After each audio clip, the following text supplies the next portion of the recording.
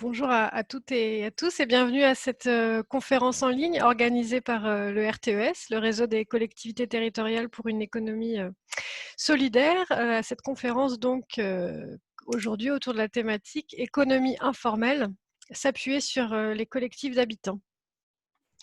Alors vous étiez 70 inscrits à cette conférence en ligne et vous êtes actuellement une trentaine, un peu plus d'une trentaine connectés. Et avant de démarrer, je voudrais juste vous partager quelques consignes très simples mais utiles. Vous inviter à indiquer dans le module de discussion vos noms et prénoms, collectivités ou structures que vous représentez en écrivant à tous les conférenciers et tous les participants.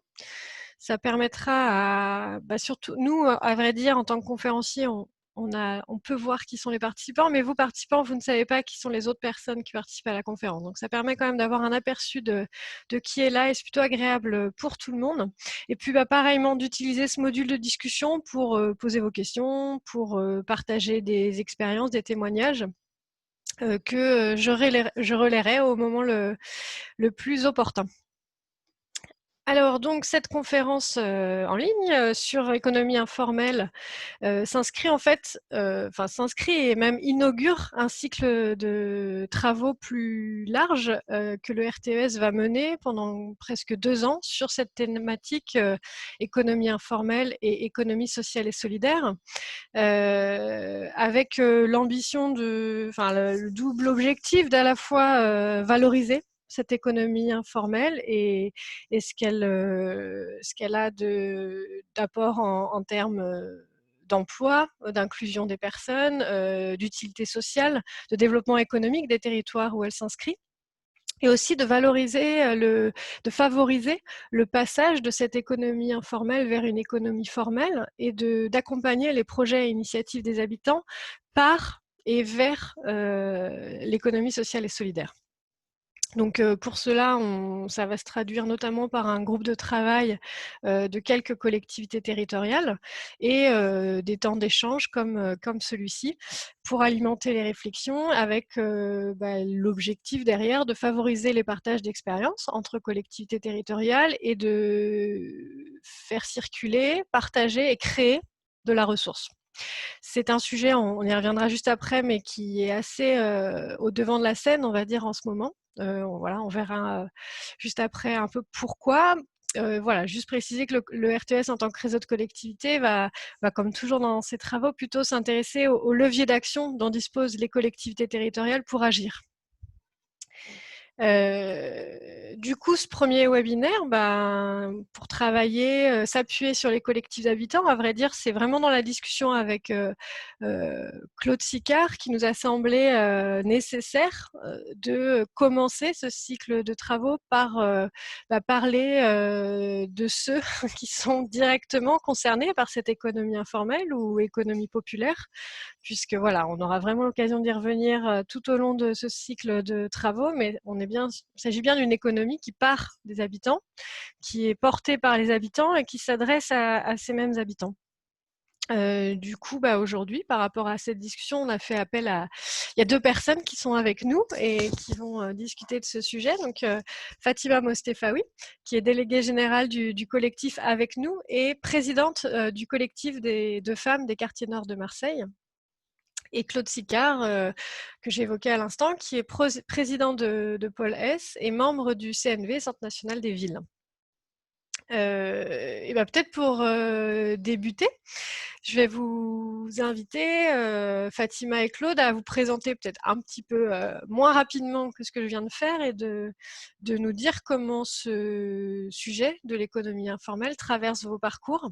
Comment vous avez eu l'occasion d'y être confronté, d'y travailler. Je ne sais pas à qui l'honneur. Fatima, je vois que vous avez ouvert votre micro.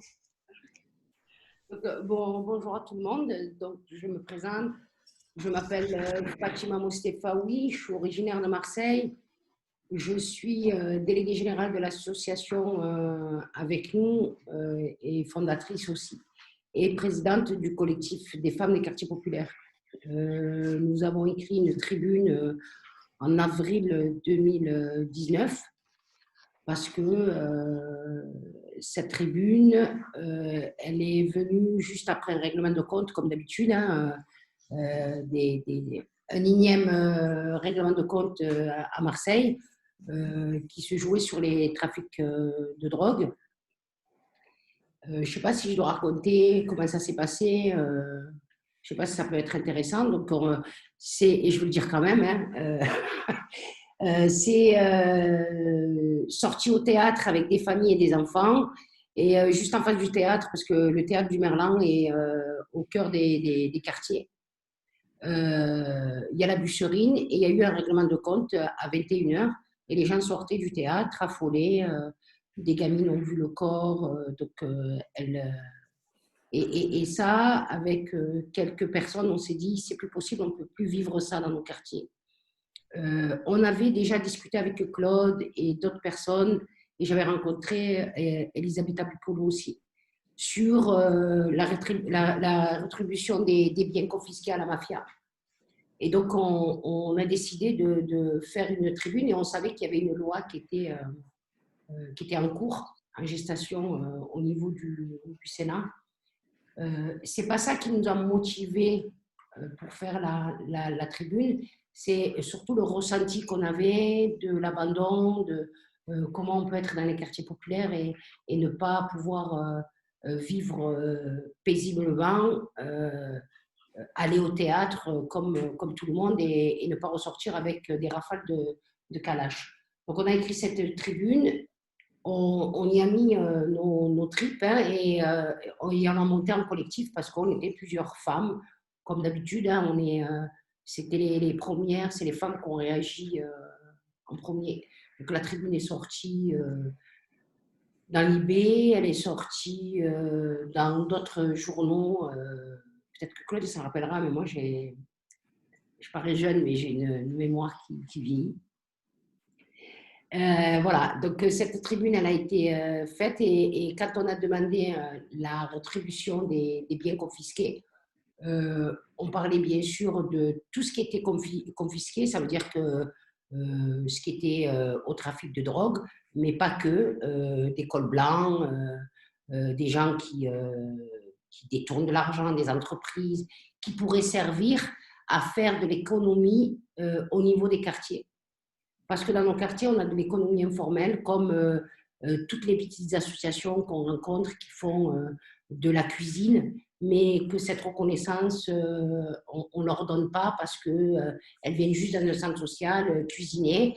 Et ensuite, la seule reconnaissance qu'elles ont, c'est « Ah, c'est bon, c'est magnifique ». Et voilà. Donc l'idée, elle est partie de là et elle a cheminé. On a fait avec ce collectif des tentatives pour essayer d'appuyer sur la loi. Tu me dis, Claude, si je... Parce que je suis intimidée, si on me dit qu'il y a 70 personnes, je suis un peu intimidée. En fait, cette loi, pour nous, elle serait bénéfique parce que c'est de l'argent qui est retiré, qui est remis à l'État, mais qui n'est pas reversé dans les quartiers. Et l'idée, c'était de le reverser dans les quartiers pour pouvoir faire de l'économie. Voilà. Est-ce que j'ai dit assez? Je n'ai pas dit assez? Alors, si je peux me permettre, Fatima, tu as un angle, ta première intervention est assez, tu viens de faire une diagonale, mais qui va permettre de rebondir d'une certaine façon.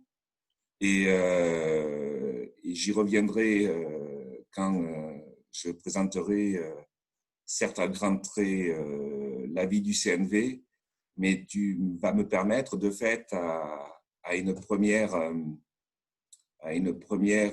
premier éclaircissement, c'est la différence qu'il peut y avoir entre l'économie informelle, comment elle se définit, et l'économie mafieuse ou du crime organisé, qui me paraît un des aspects fondamentaux, mais j'y reviendrai. Je vais d'abord me présenter et répondre à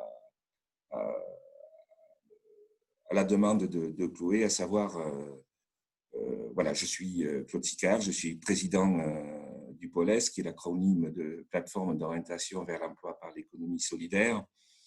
on a été créé il y a plus de 33 ans dans un quartier, celui de Villeneuve-la-Garenne, dans les Hauts-de-Seine, qui est un quartier emblématique, puisque c'est un des premiers quartiers qui a fait l'objet d'une grande réhabilitation avant que la politique de la ville soit fondée. Et réhabilitation menée par un président de conseil général emblématique à plein de niveaux, à savoir Charles Pasqua. Parce qu'on a toujours une vision des Hauts-de-Seine avec les villes riches, ville Neuilly-sur-Seine, Levallois-Perret, mais ça concerne plutôt la criminalité organisée et peu l'économie informelle. Et il y a toute la boucle nord de ce département où vous trouvez Gennevilliers, Asnières, Colombes qui sont dans les indicateurs socio-économiques à l'équivalent de ce qu'on trouve aujourd'hui en Seine-Saint-Denis au niveau de la pauvreté, du taux de chômage, de la disqualification des habitants en matière de formation, etc. Ça fait plus de 20 ans maintenant que je suis un militant et aussi un professionnel qui fait que j'interviens dans les quartiers populaires, donc sur ces deux registres. Et évidemment, comme beaucoup, j'ai été en prise assez rapidement avec cette économie informelle. Dans un premier temps, je dirais l'économie informelle qui se donne à voir. Et c'est celle qu'on trouve dans la rue, à travers les garages de rue et tous les services de proximité de ce type. Ça, c'est, j'allais dire, c'est la partie émergée de l'iceberg. La deuxième, et ça prend un peu plus de temps, et ça, j'ai pu y accéder en tant qu'usager. Ça s'est fait cet accès a été rendu possible par les habitants des quartiers populaires qui sont aussi des salariés du Polès. Et là aussi, tout le monde le sait, il y a peu de lieux de restauration de qualité dans les quartiers populaires et très rapidement, en fait, on devient un usager quotidien de l'économie informelle, à savoir que, comme beaucoup, ont des jeunes à partir des repas qui sont confectionnés par des collectifs de femmes dans les quartiers. Et je dirais que j'ai eu un troisième temps, beaucoup plus long, qui a pris plus de 10 ans, non pas pour connaître l'économie solidaire qui s'opère à travers la mise en œuvre de tontines, mais découvrir au plus près le fonctionnement des tontines dans les quartiers. Tontines, à savoir une façon de mettre en place une banque solidaire, souvent portée par les collectifs de femmes, on y reviendra, et comment des collectifs, et je parle essentiellement de Villeneuve-la-Garenne et des quartiers de Villeneuve-la-Garenne, parce que c'est celui que je connais le mieux et dans lequel je m'inscris historiquement, on découvre que près d'une dizaine de collectifs de femmes de différentes communautés se rassemblent et thésaurisent en vue d'actions de solidarité communautaire, non pas communautariste, on est toujours obligé de préciser ce point-là, en vue de développer des projets économiques ou en vue de participer, enfin de s'inscrire dans une émancipation individuelle ou collective. Parce que ce qui regroupe l'ensemble de l'économie informelle, mis à part les garages de rue, mais ça c'est un témoignage au ras du terrain, hein, de ce que j'ai pu identifier à titre personnel, et ça n'a pas valeur statistique parce qu'on a très peu de statistiques sur l'économie informelle. C'est souvent porté par les femmes. Et non pas parce que les activités sont genrées, enfin on ne peut pas avoir et se reposer que sur cette analyse-là, mais peut-être avant tout parce que ce sont des espaces qui construisent des temps d'émancipation et d'échange entre femmes. Voilà ce que je peux dire sur mon premier rapport et le temps de découverte de l'économie informelle. Comme précision, je peux apporter que Paulès, donc, de par le fait qu'elle est liée aussi à l'activité, c'est une structure agréée, insertion par l'activité économique, c'est une structure d'éducation populaire qui est implantée en partenariat avec Fatima Mostefaoui, avec nous, le collectif des femmes des quartiers nord, sur 2 quartiers de Marseille, qui sont des quartiers nord, qui sont le 13e et le 14e. Nous sommes implantés aussi à Gonesse, quartier de la Fauconnière de la 95, dans le 94 à Vitry-sur-Seine, quartier Robespierre, dans le 93 à Pantin, quartier des Quatre-Chemins, à Pierrefitte-sur-Seine, dans le 93 aussi, quartier du Poète et place Jean Jaurès, dans les Hauts-de-Seine 92, je viens de le dire, à la Caravelle, Villeneuve-la-Garenne, dans le 78 à Poissy, quartier Beauregard, et dans les prochaines semaines à Romainville, avec qui nous avons des projets.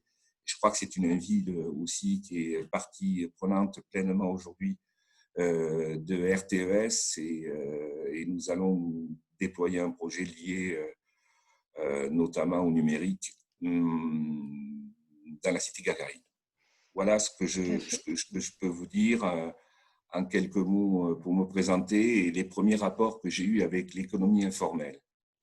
Alors, excuse-moi Chloé,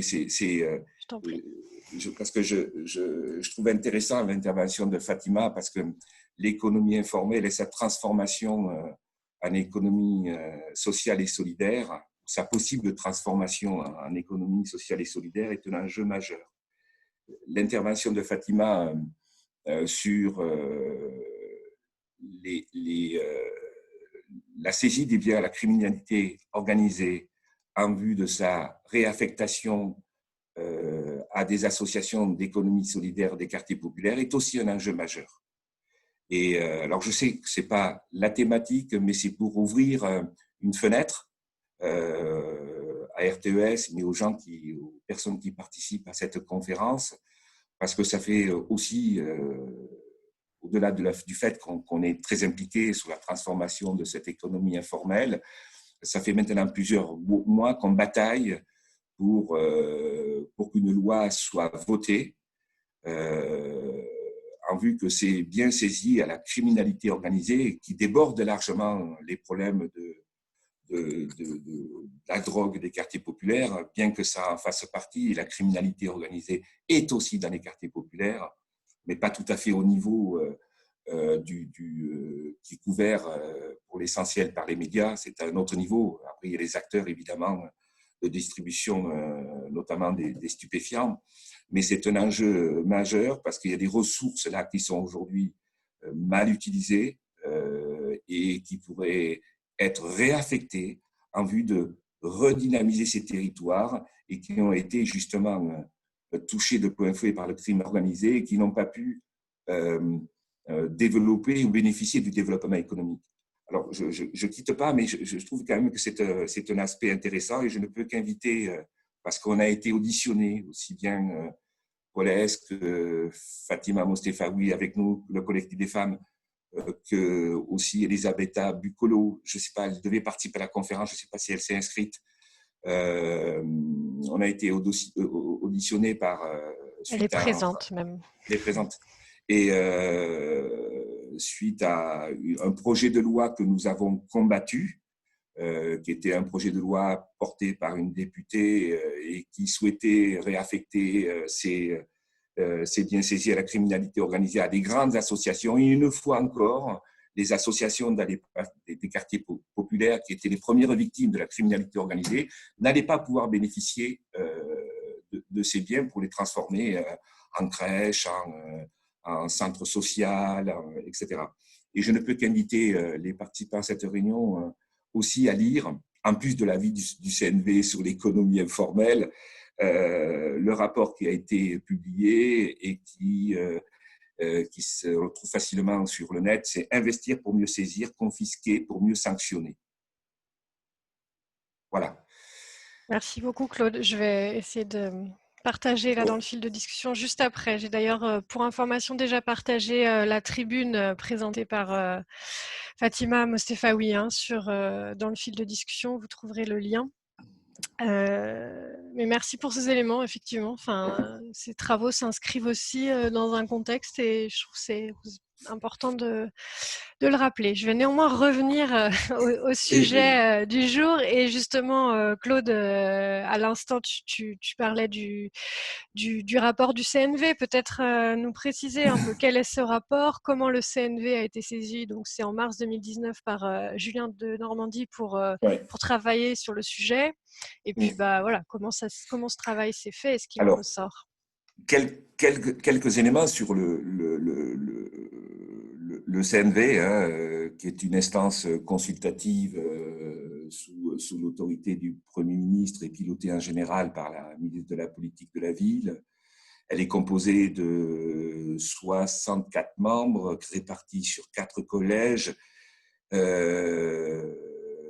Plus récemment, dans l'évolution même du CNV, on a intégré le collectif des habitants, qui est, à mon avis, un aspect essentiel et qui va renvoyer aussi à la participation des habitants dans la transformation de l'économie informelle en économie, un projet d'économie sociale et solidaire. Donc, elle est composée de collèges habitants, composée de personnes qualifiées et collège des acteurs économiques et sociaux. C'est là où nous, en tant que structure associative, et moi personnellement, sommes inscrits.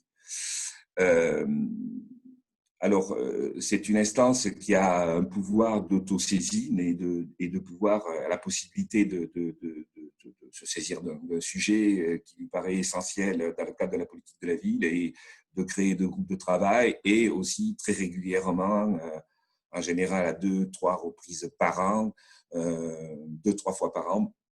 Elle est aussi saisie par les ministres de la politique et de la ville en vue de traiter les sujets. Les sujets sont les plus divers. Ils sont, pour les plus récents, c'est autour de la fracture numérique et le précédent ministre de la politique de la ville nous a saisi sur un sujet en 2018 et je vais lire l'intitulé pour être très précis et qui est celui-ci. Oui, ce que je voulais dire, c'est qu'elle est, pardon, excusez-moi, c'est qu'elle est présidée par 2 élus qui sont Fabienne Keller et Patrick Brauzet, qui est pilotée aussi par un secrétariat général composé de 4 personnes et dont 3 qui travaillent au plus près des membres. C'est Sylvie Trombetta, qui est la secrétaire générale, Valérie de Lyon, qui est la secrétaire générale adjointe, et Marion, dont j'ai oublié le nom, qui est chargée de mission au sein de ce secrétariat général, avec une assistante, Sonia. Donc, nous avons été saisis en mars 2009 par Julien de Normandie en ces termes. Les stratégies de développement économique urbain élaborées par les acteurs territoriaux sont essentiellement tournées vers les entreprises et le secteur marchand. Or, force est de constater que dans les QPV, il existe une part importante de l'activité portée par l'économie sociale et solidaire ou l'économie informelle. Bon, là, je pense qu'il y avait un problème rédactionnel, pas économique, qui devrait permettre d'intégrer les quartiers populaires dans des stratégies globales de développement des territoires. Des projets économiques viables émergent, parfois à partir d'activités informelles ou peu rentables, mais globalement, les taux de réussite ne sont pas encore à l'échelle des enjeux et des besoins. Or, les quartiers prioritaires disposent d'atouts, notamment une population jeune dynamique capable d'identifier des besoins de services, d'activités de proximité et d'y répondre avec ses propres codes et modèles définis parfois comme économie populaire. avec la feuille de route de la part du ministre, je cite à nouveau, comment faire évoluer du non lucratif, vers du lucratif les projets et les initiatives des habitants en vue d'un avis de recommandation sur la richesse économique et les savoir-faire économiques dans les quartiers prioritaires de la politique de la ville. Alors, je pourrais déjà faire un premier commentaire un peu critique. Julien de Normandie n'est plus ministre de la politique de la ville. Et il y a déjà un prisme qui s'exprime après cette dernière phrase. Comment faire évoluer le non lucratif vers le lucratif, les projets et l'initiative des habitants populaires? Je crois que c'est déjà de mon point de vue, cette interrogation est un peu réductrice de ce que peut être l'économie informelle et que s'il y a lieu de la rendre plus performante, elle ne peut se réduire qu'à des activités qui seraient viables économiquement. Je crois que l'économie informelle, c'est plus que ça. Mais ça, nous le verrons par la suite. Je tenterai d'y revenir. Alors, ce qui est assez, ça reprend ce que tu disais, Chloé, ce qui est assez intéressant, on voit bien que cette économie informelle a surgi dans l'espace public alors qu'elle est intrinsèquement liée depuis l'origine à la politique de la ville. Et bien avant, mais on pourrait la lier à l'histoire de la politique de la ville. Cette économie informelle, évidemment, a prospéré et prospère, pas que dans les territoires politiques de la ville, parce qu'on trouve l'équivalence dans les territoires ruraux, mais elle a toujours été mise de côté, non reconnue, non identifiée, non prise en compte.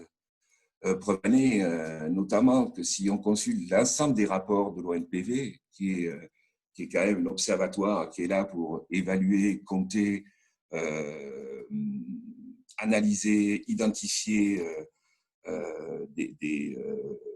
l'ensemble des indicateurs, des activités qui se déposent dans les quartiers, elle n'a jamais fait l'objet d'aucune étude depuis. Sauf, il y a, je crois, 1 an de cela, où l'ONPV, que l'on mandate évidemment pour mener à bien des études, a réalisé une étude sur l'économie informelle à Mayotte qui représente 60% de l'économie. Jusqu'à présent, elle n'a fait jamais l'objet d'une étude, quelle qu'elle soit. Alors, qu'est-ce qui fait qu'aujourd'hui, on s'en saisisse? Je ne parle pas de RTES, évidemment, mais qui s'est déjà coltiné à cette question et dans le cadre des réflexions qu'elle a menées. Je crois que l'émergence de l'économie informelle, avant tout, c'est l'expression de l'échec de la politique de l'emploi. C'est parce qu'on a échoué dans les quartiers populaires, sur d'autres territoires, évidemment, peut-être nationalement, mais dans les quartiers populaires où les taux de chômage peuvent monter jusqu'à 30%, le niveau de pauvreté au-delà de 40%, les jeunes en dessous du seuil de pauvreté peuvent représenter jusqu'à plus de 50%, je pense aux jeunes des quartiers nord et du quartier de Saint-Barthélemy qui englobe plus généralement le 13e et le 14e. Je pense qu'on s'en est saisi principalement pour cette question-là. Avec une deuxième question ici qui fait qu'on s'en est saisi récemment, c'est dans le cadre de projets de réhabilitation et il y avait des points de crispation et notamment autour des garages de rue et plus globalement tout ce qui pouvait polluer entre guillemets l'espace public. Il y avait lieu de le résoudre et avec intelligence, parce que de là la naissance des garages solidaires et on on s'est saisi de cette question en tentant d'y répondre. Et il y a encore aujourd'hui, je pense au travail mené à pleine commune par un centre de recherche et son ex-président Patrick Barouzel, qui était plutôt intéressant. Et voilà, on peut dire que ça a apparu dans l'espace public pour ces deux dimensions. Pour revenir sur l'avis du CNV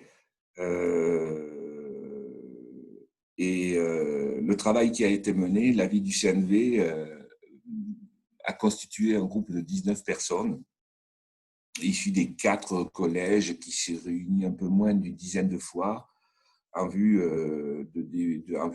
d'émettre un avis et une série de recommandations.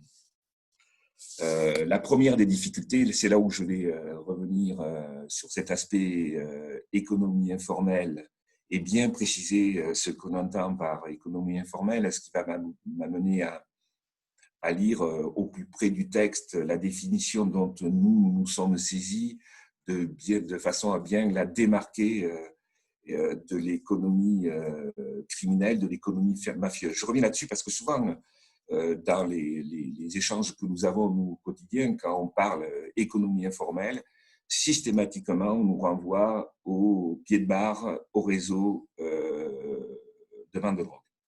C'est systématique. Et d'une certaine façon, c'est aussi nier l'existence des savoir-faire ou ne pas les avoir identifiés, les savoir-faire qui s'expriment à travers ces pratiques d'économie informelle. Et donc, le premier travail que nous avons mené, c'est être à mesure de définir, de répondre à ce que peut être l'économie informelle avec ses pratiques. Donc, nous avons tenté de définir, de tomber d'accord sur une définition qui est: l'économie informelle désigne l'ensemble des initiatives et des activités, vente de biens ou de services, prestations, accompagnement de personnes, projets individuels ou collectifs, créatrices de valeurs et de liens de solidarité, qui échappent à la régulation de l'État et à la comptabilité nationale, qui ne s'inscrivent dans aucun cadre réglementaire et n'offrent de ce fait pas de protection sociale pour les personnes. Souvent par abus de langage, je le reprécise, elle est associée à l'économie mafieuse, à la criminalité organisée, et je crois que là, il faut être attentif à cette distinction et ne pas l'associer. Voilà, pour clore ce chapitre. Peut-être, Fatima, je ne vais pas monopoliser totalement la parole et je reprendrai le fil sur pas les 12 préconisations émises par l'avis du CNV. Là aussi, on les retrouve sur le site de la NCT très facilement. Et j'ai aussi partagé le rapport dans le fil de discussion. Et plutôt m'attacher à ces pratiques collectives qui se jouent, ou comment les pratiques collectives dans l'économie informelle. Mais Fatima, j'ai parlé déjà beaucoup.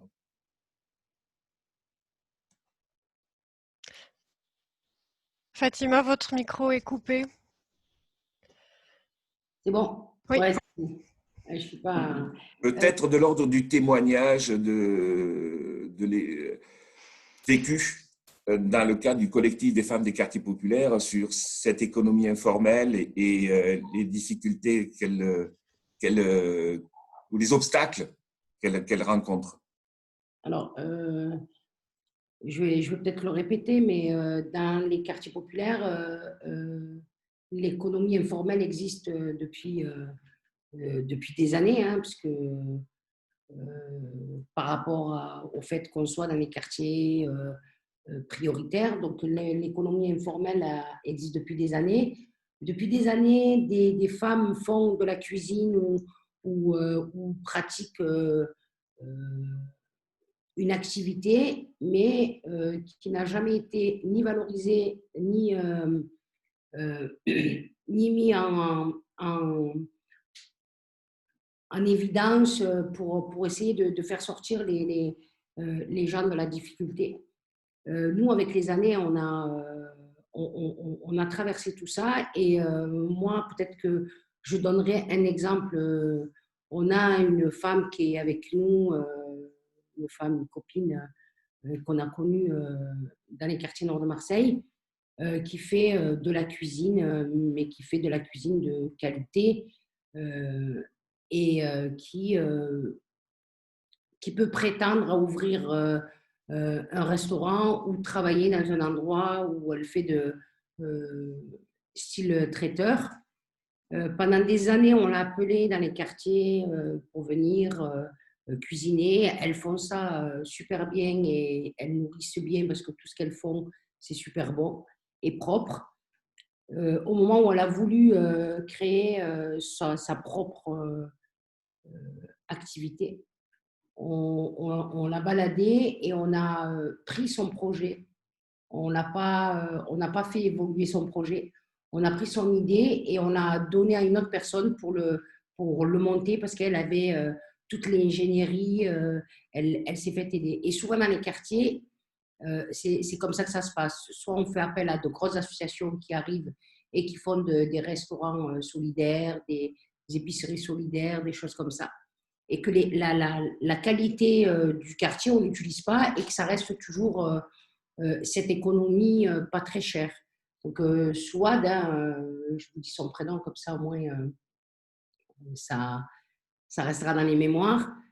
Souad est quelqu'un qui fait de la cuisine. Et comment nous, on est amené à la faire travailler, c'est on reconnaît sa cuisine, comment on travaille avec elle pour qu'elle puisse valoriser son travail qu'elle fait, parce que c'est du travail hein, de faire des petits croissants, des petits hamburgers sur un buffet. C'est du travail, c'est digne d'un chef de grand restaurant, même si c'est pas le même prix.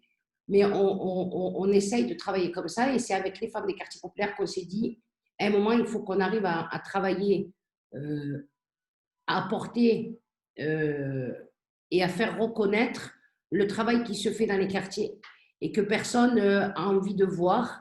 C'est sûr que tout le monde dit on veut voir les invisibles, mais j'aime pas trop ce terme, mais je vais l'utiliser comme ça, on essaye de comprendre.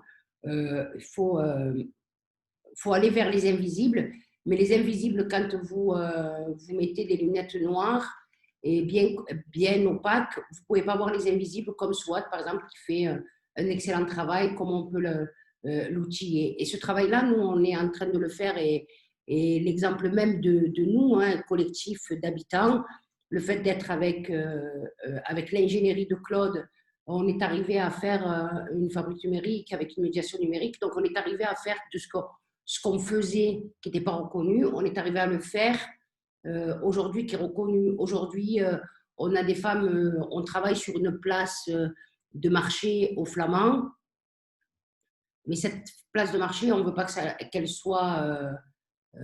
on a initié la place de marché parce que personne n'avait envie de faire une place de marché dans un quartier pauvre, mais on a initié cette place parce que dans l'idée derrière, il y avait des femmes qui avaient des jardins partagés. Comment on faisait mener les femmes qui avaient un jardin partagé pour venir vendre leurs légumes bio, comment on allait ramener du bio au sein des quartiers, comment on fait de l'économie en faisant des savons avec les femmes. Donc, on fait des ateliers de savon, elles viennent, elles font leur savon, leur lessive. Ça fait de l'économie. Et tout ça, ça permet de le mettre en... Là, si tu peux m'aider, Claude, de le mettre en évidence pour dire que dans les quartiers, il y a des choses, il y a des savoir-faire qui se font, mais que personne ne veut tenir compte de ce savoir-faire. Et comment on met ce savoir-faire? Ouais, vas-y, Claude. Non, non, excuse-moi, je t'ai interrompu, mais tu me demandais de venir aborder. Voilà. Vas-y, vas-y. Et là, on arrive à un petit groupe qui fait du savon, qui vend son propre savon. Déjà, son savon, elle l'utilise pour elle-même et pour sa famille. Quand vous avez une maman qui a 5 gamins et que la lessive, ça coûte hyper cher et que leurs gamins sont allergiques, eh bien, comment on mène Fatia à faire sa propre lessive? Parce qu'à un certain moment, faire sa propre lessive, faire son propre savon, faire son propre déodorant, c'est pas donné et c'est pas autorisé, je veux le dire comme ça, c'est pas autorisé dans les quartiers populaires. C'est autorisé à une certaine catégorie, mais ça, c'est des trucs ancestrales que dans les quartiers populaires aussi ils ont, parce qu'on a nos parents qui se lavaient les dents avec du charbon. On a nos parents qui mettaient du bicarbonate avec du vinaigre pour enlever le tartre. Et tout ça, on se dit, toute tout ça, on l'a. Et tout ça, on nous le ramène dans les quartiers en nous disant c'est quelque chose de nouveau, d'exceptionnel. Et on se dit, ben non, nous, on a grandi avec ça et comment on le mène pour qu'on puisse mener cette économie dans les quartiers et comment on fait pour cette économie qui est informelle, tu me dis, Claude, devienne formelle et qu'il soit surtout reconnu du savoir-faire dans les quartiers populaires. Moi, tu me permets, Fatima, après de ce que tu viens de présenter, d'intervenir sur 3 points. Je le disais, jamais autant. Il y a 3 points qui me paraissent de l'actualité dans les quartiers et qui sont à différents titres liés. Jamais autant on a parlé dans le texte de capacité dynamique, d'initiative, de création, de savoir-faire des quartiers populaires. C'est une quasi-convocation quotidienne qui est liée aussi à un deuxième aspect, jamais autant, et peut-être encore plus depuis la crise sanitaire, on a vanté les mérites des associations dites de grande proximité. Jamais autant dans le texte, j'ai vu ça. Et le troisième point, c'est pour reprendre ce que vient de décrire Fatima, et pour revenir un peu sur l'économie informelle, d'une certaine façon, et d'une façon certaine, l'économie informelle, c'est une production de biens et de services à faible coût qui permettent à les individus des familles confrontés à une pauvreté croissante de développer des activités, avoir une source de revenus, aussi fragile soit-elle, en plus de ce que j'avais dit précédemment sur la dimension émancipatrice. Donc, sur le marché de l'économie informelle se rencontre une offre et une demande. Les activités donc d'économie informelle répondent à des besoins de services et de consommation à des prix adaptés et aux moyens financiers des habitants. Et je trouve que le problème de l'économie informelle, une fois qu'on a dit ça et je reviens sur ce que je viens de dire, sur la convocation quotidienne du savoir-faire des habitants, on se trouve dans une espèce de contradiction évidente. C'est que ces savoir-faire des habitants, on a du mal à les soutenir, à les rendre peut-être plus visibles, à les transformer, afin d'avoir des activités pas uniquement de survie, mais des activités qui permettent d'accéder aussi à des droits.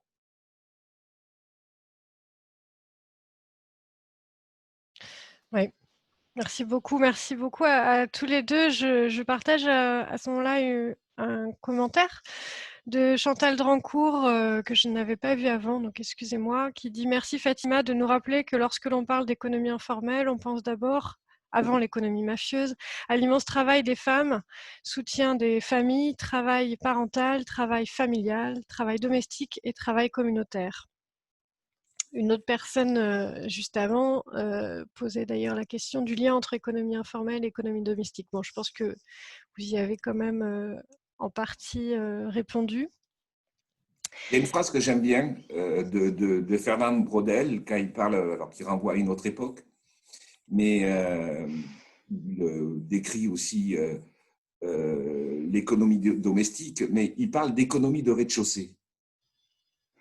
Je trouve extrêmement belle une économie de rez-de-chaussée. Je trouve que c'est extrêmement intéressante cette définition.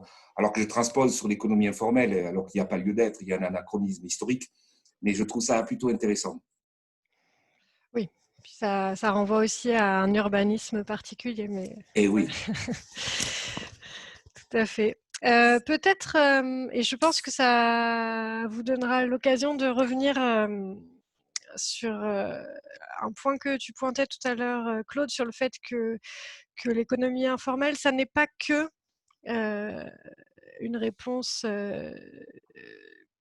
on va dire, de biens et de services, finalement, qui permet de... ce n'est pas, c'est difficile en tout cas de trouver une réponse si on transpose dans un modèle économique qu'on pourrait appeler conventionnel, parce que finalement c'est une économie qui porte en elle plusieurs dimensions. Je sais que tu voulais y revenir et je trouve que ça permet d'aller sur la question de voilà, si on réfléchit au passage de l'économie informelle à l'économie formelle, par et vers l'ESS, en tout cas c'est nous notre axe et notre volonté. Quels sont les freins qu'on peut identifier et puis partant de ces freins, quels sont justement du coup les leviers d'action, sur les appuis finalement sur lesquels s'appuyer.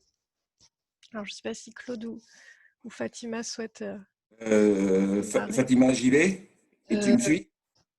J'y vais. Ou tu vas toi? Ouais, mais je vais y aller moi. Juste que tu me répètes la question parce que j'ai oublié Alors, Ta réponse? Je voulais, même si, bon, c'est un sujet super intéressant, vous avez évoqué énormément de dimensions, mais peut-être maintenant, si on se centre sur vraiment le passage de l'économie informelle à l'économie formelle, vers des formes sociales et solidaires, quels sont, vous, les freins que vous identifiez au quotidien quand vous essayez d'accompagner, par exemple, ces femmes dans les activités que tu citais tout à l'heure, Fatima? Quels sont les freins que vous rencontrez et du coup, à partir de ces freins, quels pourraient être les leviers d'action? Alors, et ça va permettre à répondre à une personne, mais comme je n'ai pas mes lunettes, je sais qu'elle a marqué, mais de loin je vois accompagnement des acteurs en QPV. Alors, par rapport à monter en compétences, déjà, ce qu'il faut savoir que dans les quartiers populaires, il y a des compétences. Les compétences, elles sont là. Moi, j'aime pas le mot accompagner parce que le mot accompagner, c'est on nous prend par le bras et on nous accompagne comme si on nous accompagnait à l'école et en politique de la ville. C'est ce qu'on nous fait depuis des années et donc on devient invisible. Et pour répondre à ta question, c'est de dire que ce qui peut nous freiner dans les quartiers, c'est que de ramener des personnes de l'extérieur, soit pour nous monter en compétence, soit pour nous accompagner pour faire le projet. Et surtout, c'est un manque de confiance aux personnes qui sont dans les territoires et qui sont là tous les jours à tricoter et à travailler sur ce qu'elles savent bien faire les compétences qu'elles ont, donc de l'économie. Mais ce qui va leur manquer, alors le frein, ça va être de ne pas leur faire confiance, de penser qu'elles ne savent pas. Et leur frein, c'est peut-être comment on les monte en compétence. On n'est pas besoin de les envoyer sur les bancs de l'école parce qu'elles ont les compétences, mais quels moyens on met pour leur permettre d'arriver au bout de leur projet et quelle ingénierie on met et comment on travaille avec une association ou des personnes qui n'ont pas certaines compétences, comment on fait pour mettre mes compétences dans le panier, les compétences d'autres dans le panier, et comment on travaille avec toutes ces compétences et comment on arrive à faire sortir ce projet, ce projet-là qui est dans les paniers depuis un moment et qui n'arrive pas à émerger. Si tu veux compléter, Claude. Et, ouais. Et ce qui peut, les freins sur la transformation de l'économie informelle, c'est et de la mener sur l'économie solidaire, c'est d'en avoir une vision instrumentale et simplificatrice. de penser qu'elle va résoudre l'entièreté des problèmes de l'emploi. Qu'il suffirait comme ça, d'un claquement de doigts, en recrutant un chargé de développement, d'accéder à toutes les pratiques d'économie informelle dans un quartier et en faire un modèle rentable qui trouverait ses équilibres par le biais de l'offre et de la demande, autrement dit du marché. Et moi, je pense que c'est beaucoup plus complexe que ça et l'expérience de terrain qui est la mienne et ce que je partage avec le collectif de Marseille, mais aussi des collectifs de femmes à Villeneuve-la-Garenne, dont des cadres de notre structure associative qui sont pour l'une, excusez-moi du propos, mais tontinières. Et là aussi, je vais être aussi transparent, comme les enjeux, et ça me paraît intéressant parce que ça renvoie à des lieux de confiance, et donc dont je parlerai tout à l'heure. Il y a une pratique de tontine au sein du POLES qui n'a rien à voir avec l'activité. Et cette pratique de tontine est portée par un cadre historique de notre association. Je l'ai appris très tardivement, il y a moins de 3 ans. Et nous avons au sein de notre structure associative un coffre. Et compte tenu du montant des numéraires, le coffre sert pour placer en toute sécurité ces numéraires. Voilà, c'est ça l'économie informelle en vrai dans les quartiers. Et donc, il y a une banque solidaire qui utilise des moyens officiels d'une structure associative pour pouvoir déplier un projet. Et je pense que pour revenir sur les préalables, je pense qu'il faut être à mesure de créer des espaces, des lieux de confiance et, pour reprendre l'expression de Fatima, de compétences, où les compétences peuvent s'y exprimer. Les savoir-faire peuvent être révélés dans un espace collectif. Alors, j'insiste beaucoup sur l'espace, sur l'activité informelle collective, parce que je crois qu'il y a un champ qui est bien pris en charge et qui est hyper valorisé aujourd'hui et depuis là aussi des années, c'est l'entrepreneuriat individuel. Là, vous avez les financements, vous avez la BPI, vous avez l'ADI, vous avez donc le microcrédit, vous avez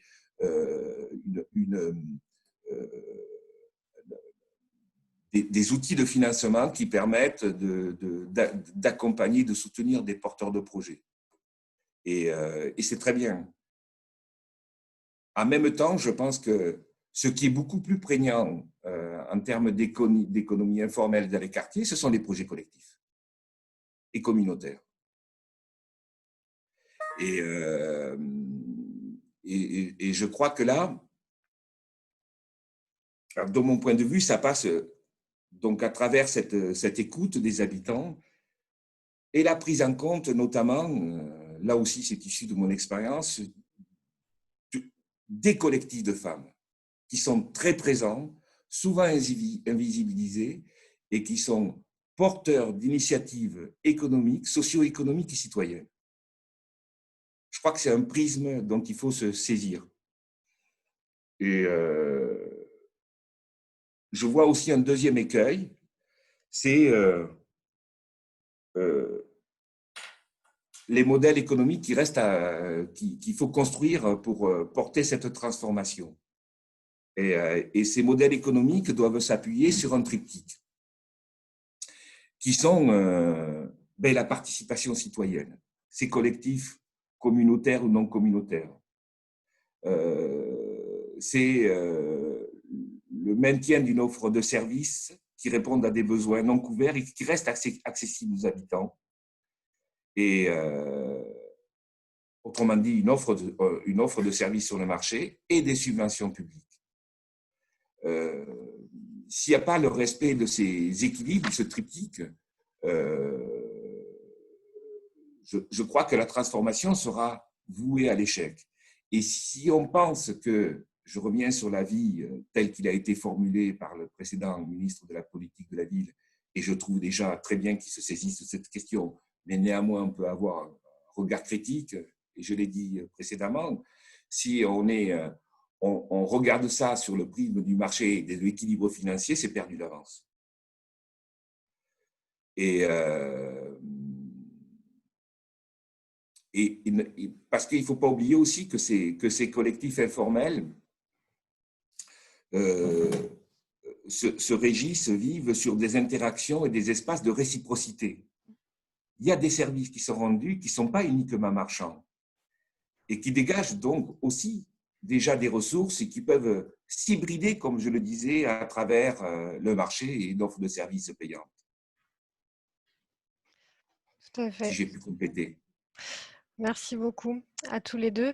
Avant d'ailleurs, peut-être en même temps que je relais au moins une question de celle qui reste en suspens là côté participants, peut-être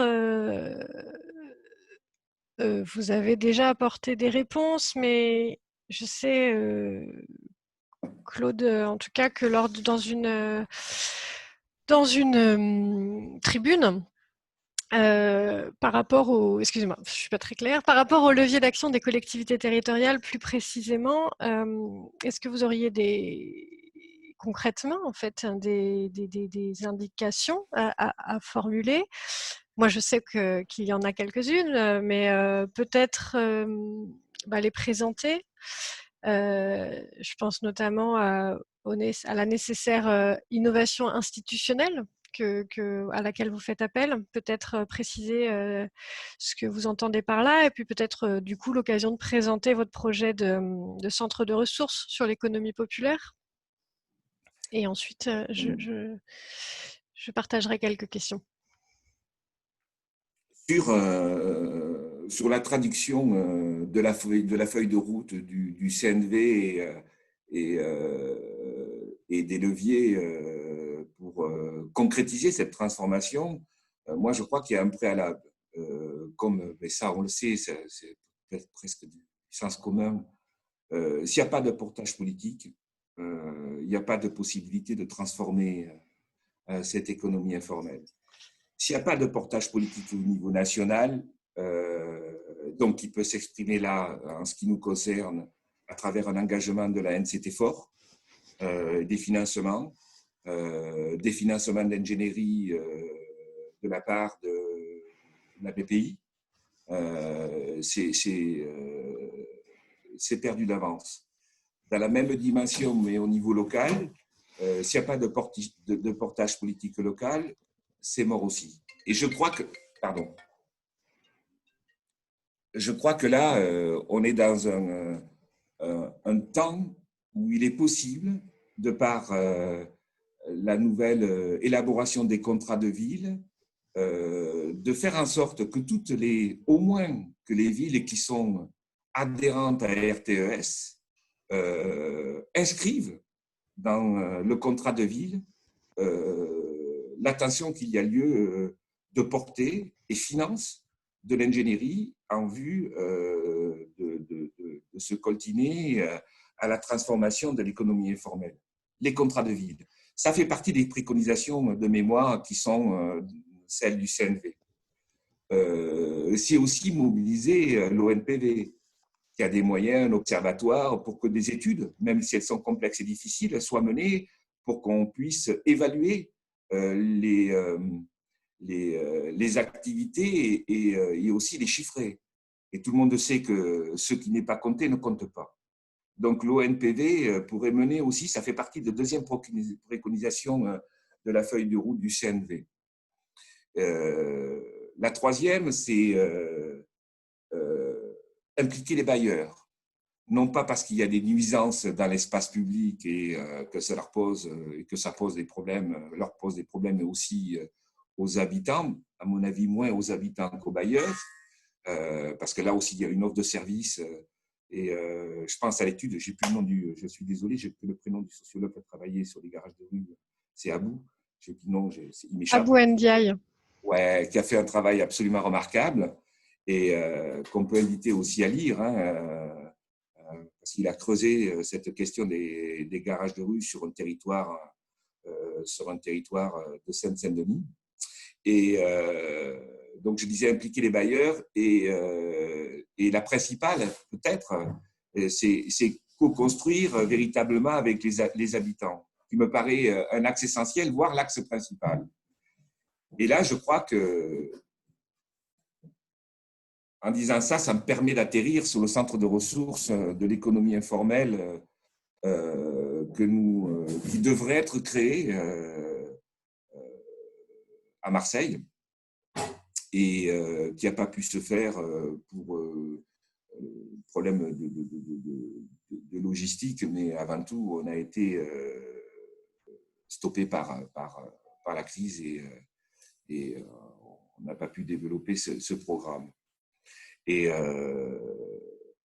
alors, Fatima, j'espère que tu m'écoutes et que tu es toujours là. Et pourquoi Marseille et les quartiers nord? Parce que là, nous avions la possibilité, de par le travail du collectif des femmes de quartiers populaires et d'un dispositif que mène dans plusieurs cités et porte Fatima Mostefaoui, c'est de pénétrer, de découvrir et de pouvoir diagnostiquer et de faire un état de l'économie informelle dans les quartiers de Marseille à partir d'étapes de quartier, donc d'un espace citoyen qui est mobilisé et mis en œuvre par le collectif des femmes des quartiers populaires et avec nous. Il y a plusieurs tables de quartier qui fonctionnent. Dans peu de temps, il y en aura près d'une dizaine, ce qui n'est pas rien. C'est certainement une des expériences les plus importantes de tables de quartier qui sont, j'allais dire, si j'étais un peu provocateur,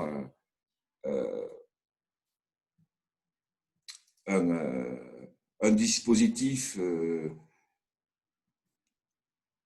électron libre qui, si on devait le comparer au Conseil citoyen, et où là, il y a une grande liberté de prise de parole. Là aussi, on y retrouve souvent des femmes, et il y avait la possibilité de mener un diagnostic et d'étudier aussi au plus près les flux financiers qui se jouent à travers l'économie informelle et ses échanges en termes de réciprocité aussi, de services rendus. Ce projet qu'on espère vraiment, alors je ne dirais pas avant la fin de l'année, c'est foutu, mais dans le premier semestre de l'année prochaine, le mettre en œuvre. Et ça, on va le mettre en œuvre avec 3 universités qui se sont associées à nous. C'est le CNAM via le titulaire de la chaire de l'économie solidaire, Jean-Louis Laville. C'est aussi l'Université fédérale de Bahia, avec un enseignant en politique publique.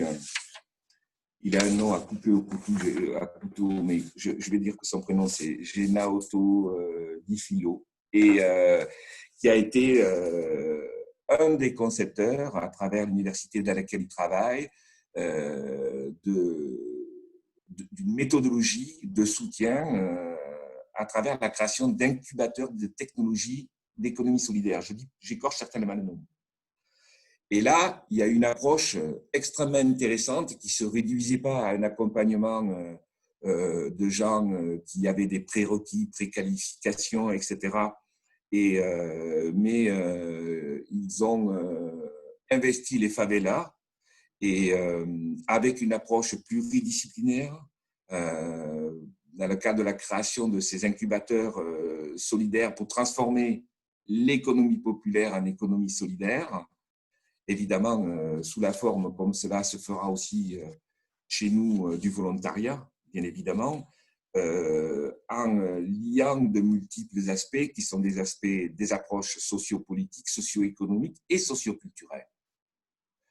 Et je trouvais là qu'il y avait une expérience qui nous permettrait, nous, de nous décentrer de notre approche ethno-européenne et d'aller voir au plus près ces initiatives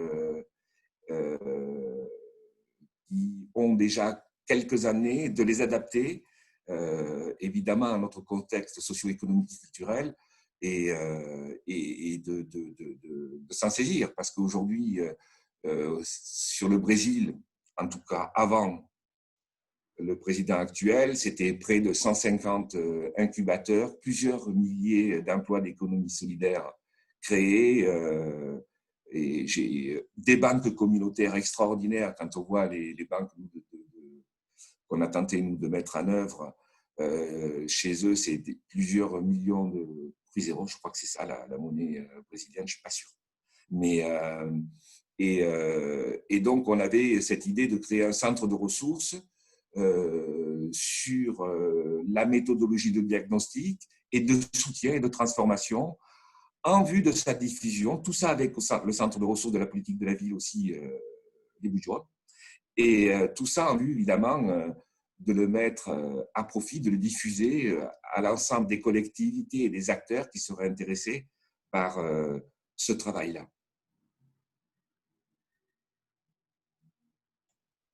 Merci beaucoup, Claude. J'étais en train de partager dans le fil de discussion une tribune qui est parue sur le journal La Croix, qui présente, coécrite par les différents parties prenantes, chercheurs et parties prenantes que tu as citées. Donc, je la partage juste après. Peut-être Fatima, tu souhaitais intervenir sur ce point? Sinon, je partage des questions. Quartier, peut-être. Oui. Des quartiers. Les tables de quartier permettent aussi, comme on les a développées, nous, sur les Flamands et dans d'autres cités, comme il disait Claude, il y avait des choses qui sortaient, parce que c'était pour la participation des habitants, mais il y avait des choses qui sortaient bien souvent sur le chômage, la pauvreté, et comment on pouvait trouver des solutions. Et chez nous, aux Flamands, ils ont trouvé la solution, comment on va vers le bio, comment on travaille, et ça a permis de faire cette place que je parlais tout à l'heure, et permettre à travailler pour avoir un champ en haut de Sainte-Marthe pour pouvoir cultiver du bio, comment ramener les maraîchers bio sur le territoire, comment travailler avec une ferme qu'on a juste à côté qui fait du fromage et des yaourts, comment les ramener, mais à que ce soit des prix accessibles aux gens déjà du quartier et aux personnes extérieures du quartier. Parce que l'idée, ce n'était pas de se renfermer entre nous, mais c'était aussi d'ouvrir et de peut-être prouver, je le dis comme ça, mais de prouver que dans les quartiers, il y a de la qualité, il faut venir et comment on met ces produits en… Alors, je prends un truc qu'elle disait ma copine, on a plein d'ingrédients, comment on fait pour les mettre dans une marmite et pour en faire un bon plat, pour que tout le monde soit autour de ce plat. Et voilà, l'idée, c'est tous ces ingrédients, comment on les met, et ces ingrédients sont sortis de la table, après sont partis, voilà, et elles ont fait leur chemin jusqu'à ce que, voilà, qu'on ait avec un incubateur qui est en chemin, qui était, voilà, donc c'est ça aussi. Est-ce que j'ai répondu? Oui, tout à fait. Voilà. Merci beaucoup. Alors, je vais vous partager plusieurs questions. D'une part, il y a Madame Chantal Drancourt qui souhaite prendre la parole. Alors, je vous donne la parole. Madame Drancourt, normalement, vous pouvez activer votre micro. Vous m'entendez? Oui. Ah, bah écoutez, du coup, je pensais vraiment qu'on ne pouvait pas parler oralement, en fait. Je pensais qu'on pouvait que poser des questions par écrit. Donc, c'est pour ça que je suis prise au dépourvu. Mais c'est vrai, je vais poser ma question. Mais je vais poser ma question, okay. Ça ne fait rien. Mais du coup, alors, j'en ai posé, j'ai juste demandé aussi par écrit si on peut échanger nos coordonnées. Parce que je pense que, voilà, j'aimerais bien quand même poursuivre la conversation si c'est possible ou si ça intéresse l'un ou l'autre de vos intervenants. En fait, ma question, c'était, moi, ce que j'ai compris de ce que j'entends, vous voulez que je me présente peut-être? Oui, s'il vous plaît. Ah bon, voilà, je suis, jusqu'à la fin de l'année, là, je suis DR au CNRS, c'est-à-dire chercheuse au CNRS, et je suis dans le laboratoire LIS, donc je connais très bien Jean-Louis Laville, Elisabetta Bucolo, qui me connaissent aussi. Bon, voilà. Voilà. Peut-être qu'un jour, on recommencera à dialoguer. En fait, là, la question, c'est pour ça que je situe un peu les postures des uns et des autres. Ça ne part pas de rien.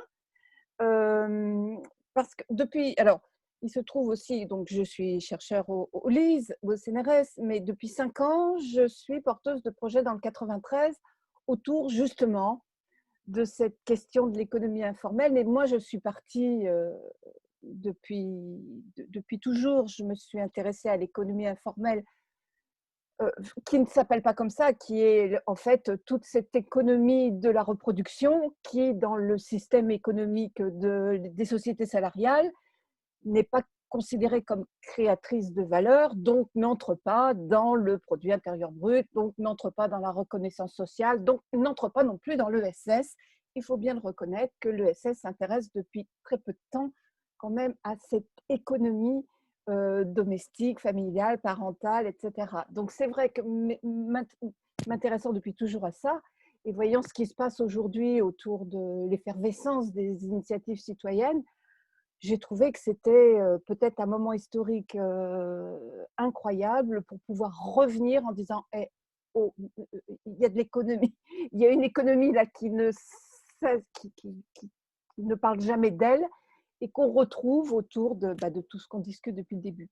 Donc tout ça, ma question, c'est que du coup, réfléchissant à ça et essayant d'expérimenter en fait des modes de production de la prise en charge du ce que j'appelle le reste à faire, c'est-à-dire tout ce qui n'est pas pris en charge par par le marché ni par les services publics. Donc il reste énormément à faire. Entre parenthèses, si on donne un chiffre, c'est 60 milliards d'heures par an. C'est-à-dire que en termes d'équivalent d'heures de travail, c'est plus que l'économie productive et l'ESS regroupé. Bon, pour prendre en charge ce reste à faire, les expérimentations pour lesquelles j'ai été un petit peu financée et tout, reposaient sur l'économie réciprocitaire, c'est-à-dire que c'était l'idée de trouver des modes de production qui permettent l'accès à l'aide et pour soulager cette double journée de travail, l'accès à l'aide pour tous, pas simplement parce que même les entreprises d'insertion qui proposent de l'aide à domicile, ça coûte très cher. Les gens les familles des quartiers populaires ne peuvent pas se permettre d'y accéder. Donc, il faut penser des modes de production nouveaux, différents. Et là, j'en arrive à ma question. Du coup, au lieu de… Vous avez… Je dis vous, enfin, ce séminaire a proposé un peu deux modes comme on pourrait dire, comme vous dites, de passage de l'économie informelle dans une autre économie. On a proposé, vous avez dit, en gros, les pouvoirs publics proposent des dispositifs pour faire passer l'économie informelle dans l'économie standard. J'allais presque dire ici, personne n'en voudrait, quoi. Et je trouve que c'est là un peu la posture de Passons-nous qui propose le passage de cette économie dans l'ESS. Et pourquoi ne pas ne pas penser ce qui émerge quand même depuis 5 à 10 ans, ce qu'on appelle l'économie contributive. C'est-à-dire que c'est dans l'économie contributive, en fait, c'est le renfort des usagers, des bénéficiaires dans de la prestation de services au public. C'est un peu ça. Et nous, on appelle ça, je dis nous parce qu'on est une petite équipe qui travaille là-dessus et c'est là-dessus qu'on essaye effectivement d'avancer. On appelle ça de la coproduction. Donc, la spécificité de cette économie contributive, c'est qu'effectivement, elle ne fonctionne pas avec deux reconnaissance de deux types de main-d'œuvre reconnus aujourd'hui, c'est-à-dire qu'elle ne fonctionne ni avec des salariés, ni avec des bénévoles. Elle fonctionne avec un statut de main-d'œuvre qui serait des contributeurs. Et à ce moment-là, l'idée, c'est d'essayer de penser le statut de contributeur, qui est ni un salarié, ni un bénévole. Voilà, je m'arrête là. Et j'avoue que j'aimerais en parler peut-être avec monsieur Sicard, madame, avec Fatima, si elle le souhaite. Fatima, si je conviens, elle habite à Marseille, elle travaille et elle est engagée à Marseille. Elle est pas, moi, je suis sur l'île Saint-Denis. Bon, voilà. Et il me semble qu'il y a le Paulès à Villeneuve-la-Garenne. Voilà. Demain, j'ai une réunion. Oui, allez-y. D'abord, ça serait avec plaisir. Je ne pense pas qu'il y ait un antagonisme fort. Je comprends, hein, et je trouve intéressant l'approche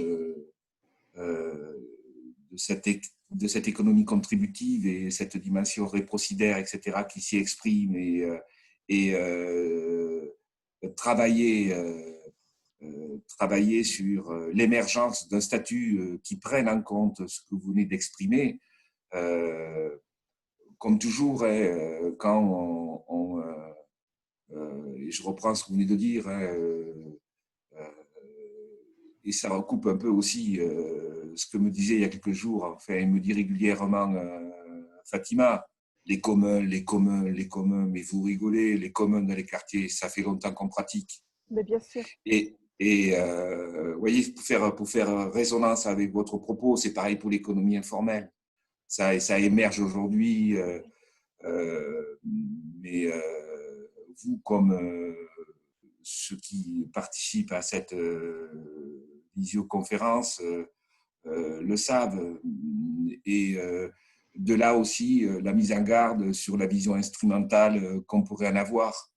C'est pas pourtant qu'il faut balayer l'approche que nous avons aujourd'hui, mais par contre, avoir un enrichissement. Et moi, je suis prêt à prendre le temps et de voir comment tout ça peut venir se greffer. C'est pas, il n'y a pas de sujet pour moi. Ou plutôt, il y a encore un sujet supplémentaire. Donc, il y a encore du travail et de réflexion et de mobilisation qui complexifie, mais c'est toujours un plaisir. Merci. Je partage d'autres questions parce qu'il y a 3 ou 4 questions qui finalement sont très proches, voire identiques, qui sont de faire le lien entre finalement la question qu'on se pose de la formalisation de l'économie informelle vers l'économie sociale et solidaire et du lien avec l'expérimentation territoire zéro chômeur de longue durée. 2 questions portent sur ces liens existants ou qui pourraient être creusés et il y a même une question sur les entreprises à but d'emploi, donc qui sont finalement le statut spécifique sur lequel repose cette expérimentation et de savoir si elle rentre dans le champ de l'ESS. Enfin bon, sans forcément traiter tous les aspects de cette question. En tout cas, moi, côté RTES, je trouve qu'effectivement, il y a des liens intéressants à creuser. Il faudrait qu'on se penche sur le sujet, mais peut-être Claude et Fatima, est-ce que vous avez réfléchi aux liens possibles entre cette expérimentation territoire zéro chômeur longue durée et la fabrique des quartiers populaires ou je sais pas. Est-ce que c'est des réflexions que vous avez eues? Claude. Ouais, Claude, vas-y. Mais Claude, ton micro est coupé. Est-ce que tu as... Excusez-moi. Et on a eu, je crois que c'est l'an dernier, une première rencontre. On a croisé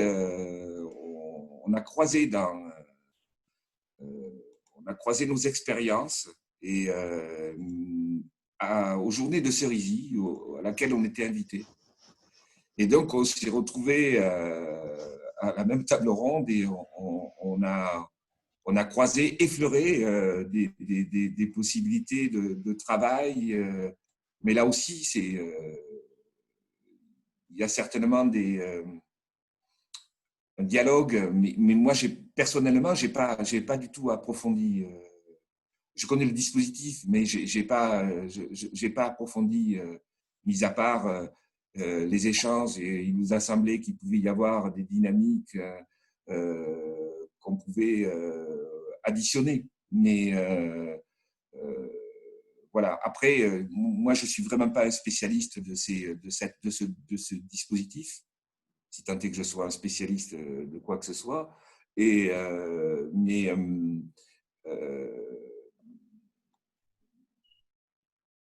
le croisement qui a eu lieu concernait pas, j'ai plus le territoire, mais ça concernait pas un quartier politique de la ville. Et alors je sais bien qu'il n'y a pas là aussi, je reviens, il n'y a pas de, il n'y a pas de, voilà, il n'y a pas de fracture territoriale entre les problématiques qui sont certainement très équivalentes. Mais c'est vrai que moi, personnellement, je ne pourrais pas en dire plus, mais peut-être qu'une personne peut intervenir là-dessus et nous alimenter. Bah oui, en tout cas, il me semble qu'il y a vraiment des liens à creuser, ne serait-ce que parce que l'expérimentation territoire zéro chômeur longue durée, peut-être un des principes clés, c'est de partir des savoir-faire des habitants et de réfléchir avec eux et des besoins du territoire aussi, et de réfléchir avec eux aux emplois qui peuvent être créés. Alors, Madame Drancourt propose d'en dire un mot. Pour ça, il faut que vous releviez la main, sinon je ne peux pas vous donner le micro. Par contre, si vous pouvez en dire un mot assez rapide. Après, je voudrais partager une dernière question avant qu'on se quitte, car le temps file vite. Et en 1 minute, c'est juste pour territoire zéro chômeur longue durée. C'est donc d'où je parle là, pareil. Là, j'ai un doctorant fait sa thèse là-dessus, mais il y a beaucoup de travaux dessus, et surtout qu'on est en période d'évaluation de la première vague des territoires qui ont été qui ont été désignés par la loi d'expérimentation qui est passée donc à l'Assemblée nationale, et il y en a une deuxième qui passe cette année. Juste pour dire que juste la spécificité par rapport à ce que vous avez dit. Justement que ça correspondait à quelque chose de proche de ce dont on parle aujourd'hui, oui, mais je dirais que la spécificité, c'est un peu comme je le disais tout à l'heure, c'est quand même l'expérimentation d'un mode de production qui s'éloigne du paradigme qu'on connaît aujourd'hui, qui est de dire il y a l'économie standard d'un côté et l'État fait la voiture balai de l'autre en faisant des services publics. Non, et l'État fait la voiture balai de l'autre en faisant des services publics et en donnant des allocations d'assistance. L'idée, c'est de dire finalement, sortons de l'économie publique et de l'économie d'assistance et reversons toute cette valeur dans le circuit économique pluriel, dans un circuit économique global mais pluriel.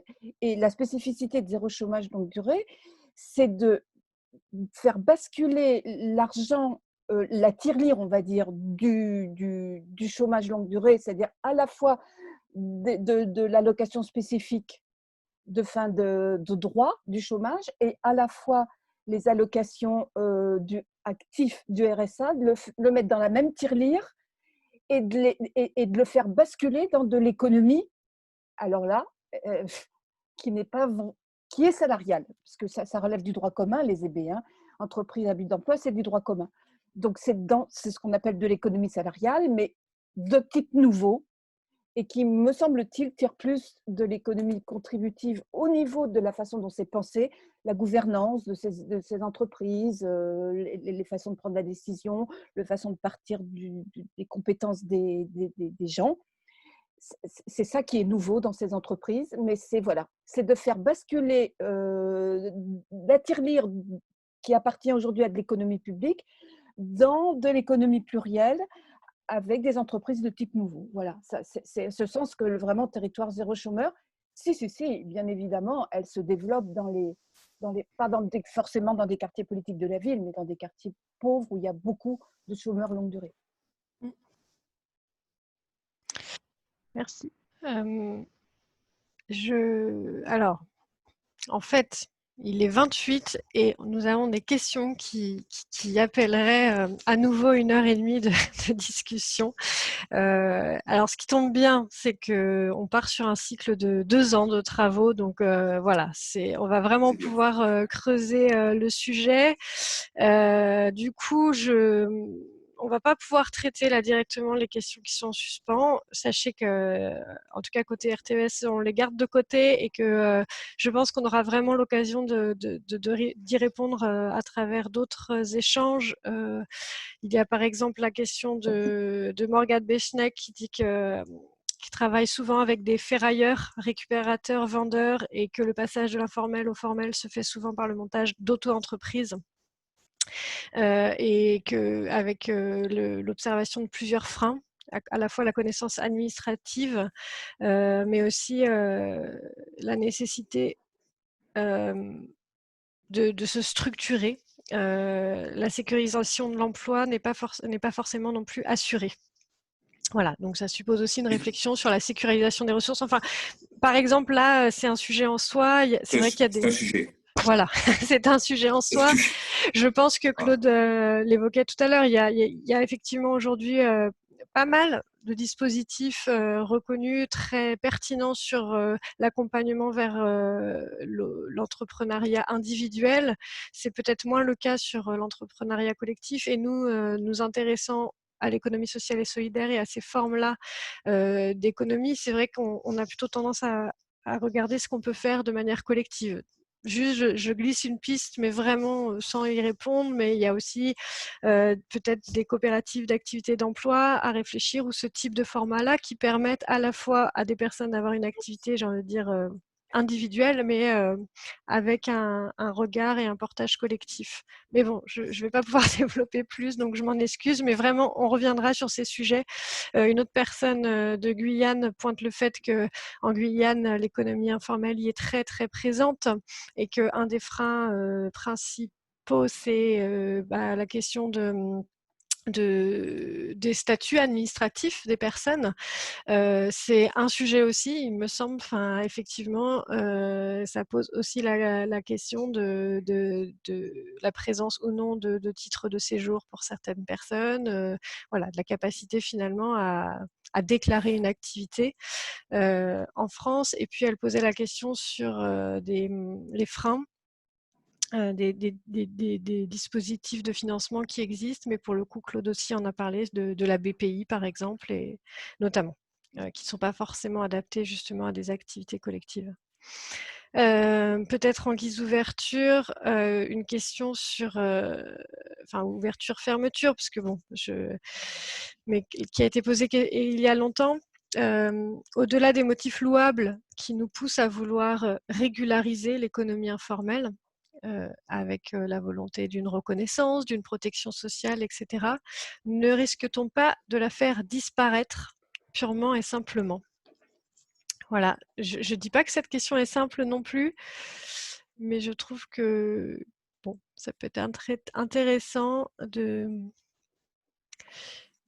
d'avoir votre avis à l'un et l'autre là-dessus. Je peux répondre un petit peu, Claude, parce que là, c'est à chaud. Mais un petit peu, hein, ça veut dire que on peut répondre beaucoup. On fait disparaître ce qu'on veut faire disparaître. Parce que moi, quand j'entends ça, je me dis, dans les quartiers populaires, il y a des choses qui doivent se faire. Et cette question-là, on ne se la pose pas si ça va disparaître. Eh bien, ça ne va pas disparaître, mais de la manière que ça va être fait, ça va peut-être continuer et prendre d'autres formes qui peuvent être quelque chose encore de nouveau, et ça pourra monter l'échelle, voilà, monter une échelle. Pour que ça disparaisse, non, c'est simplement si c'est d'une volonté politique ou d'une volonté personnelle ou d'une volonté collective de faire disparaître tout ce qui est sur l'économie informelle ou l'économie ESS, si je me coupe pas. Mais je pense pas que ça, il n'y a rien qui paraît, à part que si on veut faire disparaître les choses. Moi, j'avais envie de dire, et c'est peut-être plus pour engager la clôture. Je dis ça parce que j'ai une réunion derrière aussi. Et que moi, je suis témoin, là aussi, d'autres aussi, et Fatima peut-être la première, des capacités d'innovation des quartiers populaires et donc des capacités à inventer des réponses à des besoins non satisfaits. Et que si on transforme un besoin si on transforme une économie informelle qui répond à un besoin, je doute que la situation actuelle et la façon dont on se coltine à l'économie, à la création d'emplois, au travail plus généralement, à la protection sociale, répondent à des besoins qui seront, de mon point de vue, constamment émergents dans les quartiers populaires. Pas uniquement parce que je ne crois pas à la lutte de la pauvreté, mais il y a aussi des biens culturels. Il y a aussi voilà, tout un aspect d'activités qui peuvent se déplier et qui répondent à des besoins communautaires sur des aspects culturels, etc. Et moi, je fais confiance à la capacité d'innovation, de création des habitants des quartiers populaires. Donc, il y aura toujours de l'informel. Très bien. Bah, merci beaucoup. Effectivement, on va clore cet échange maintenant et vous libérer les uns les autres. Vraiment, un grand merci à Fatima Mostefaoui et Claude Sicard pour votre échange, vos échanges aujourd'hui, vos interventions et apports. C'était très riche. Remerciements qui sont largement partagés par différents participants.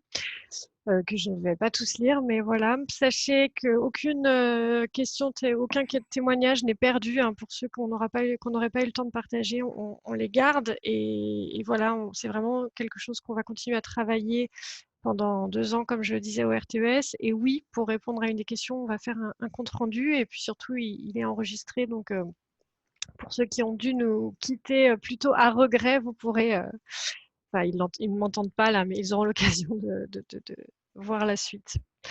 Merci beaucoup à tous. Bonne fin de journée